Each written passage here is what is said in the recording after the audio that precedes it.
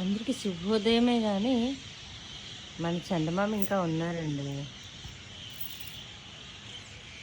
మన సూర్యనారాయణమూర్తి గారు ఇంకా లేగలేదు. అంటే అతను ఎప్పుడు లేచి ఉంటారు, మనకి ఇంకా కనిపించలేదు. అందరికీ శుభోదయమే అండి. సరే, చిలకలన్నీ లేచితే కానీ కనిపించవు. ఏంటంటే సెలవు తీసుకుంటున్నాను. హ్యాపీ ఫ్రైడే, శుక్రవారం శుభాకాంక్షలు. ఏవి వెరైటీ బర్డ్స్ అన్నీ ఉన్నాయి కానీ ఏవి కనిపించవు. చిన్న డిఫరెన్స్ చూడండి. అక్కడ చిలుకలు ఎంత చక్కగా ఉన్నాయి కదా.